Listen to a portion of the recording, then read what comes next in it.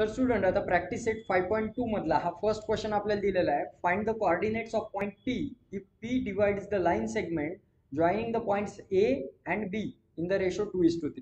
म्हणजे बघा इथे सेम सेक्शन फॉर्म्युला इथे आपल्याला यूज करायचा आहे. तसाच एक एक्झाम्पल दिलाय. ही लाईन आहे असं सांगितलंय, जिचं नाव A आणि B आहे आणि त्या लाईन AB ला P पॉइंट जो आहे बघा इथे आपल्याला दिलेला आहे, P पॉइंट जो डिवाइड करतोय 2:3 रेशो मध्ये. म्हणजे हा भाग जो असणार आहे 2 आणि हा भाग असणार आहे 3, म्हणजे 2:3 असा डिवाइड करतो सांगितलं. म्हणजे m ची व्हॅल्यू आहे 2 आणि n ची व्हॅल्यू आहे 3 असं. आता AP चे जे कोऑर्डिनेट्स आहेत, तर AP चे कोऑर्डिनेट दिलेले आहेत बघा. A चे कोऑर्डिनेट -1,7 आणि P चे कोऑर्डिनेट x, y आपल्याला घ्यावं लागतील कारण ती काढायची आहेत. Find the coordinates of point P असं म्हटलेलं आहे. B चे कोऑर्डिनेट आहे 4,-3. ठीक आहे, तर अशा आपल्याला एवढं दिलेलं आहे आणि एक्स वाय काढायचं आहे, म्हणजे पी चे कोऑर्डिनेट फाइंड आउट करायचे. सो आता पी चे कोऑर्डिनेट फाइंड आउट करायसाठी by using section formula.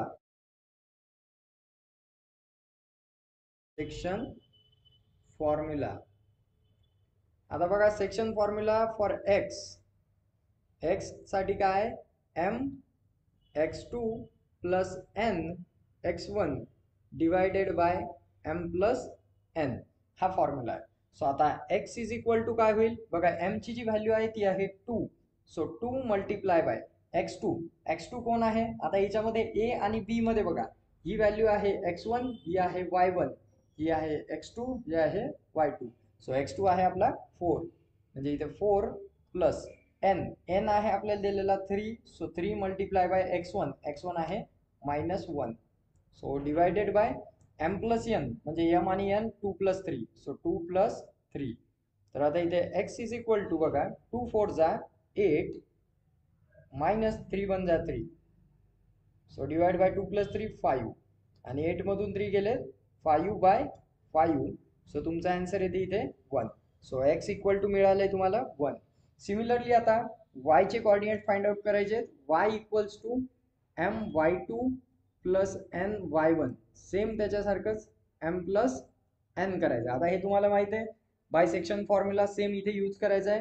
So y equals to m ची व्हॅल्यू आहे आपल्याला 2 दिलेली, y2 ची जी व्हॅल्यू आहे ती आहे -3. इथे बघू शकता तुम्ही, y2 equals to -3 plus n ची व्हॅल्यू आहे 3 मल्टिप्लाय बाय y1 ची व्हॅल्यू आहे 7 divided by m plus n म्हणजे 2 प्लस 3. तर आता इथे बघा y इक्वल्स टू 2 3 जा 6, पण कसे -6, 3 7 जा 21 डिवायडेड बाय 2 प्लस 3 5. सो आता इथे y इक्वल्स टू -6 प्लस 21, इथे आपल्याला आन्सर मिळते 15 divided by 5. So y equals to 5 1 जा 5, 5 3 जा 15, म्हणजे आन्सर आले 3. तर y चा कोऑर्डिनेट 3 आला, म्हणजेच p equals to x, y, म्हणजेच इथे आलाय 1,3. So 1,3 is our coordinate of p point. तर अशा प्रकारे आपण हे फाइंड आउट करू शकतो. आता बघू आपला नेक्स्ट क्वेश्चन नंबर 2.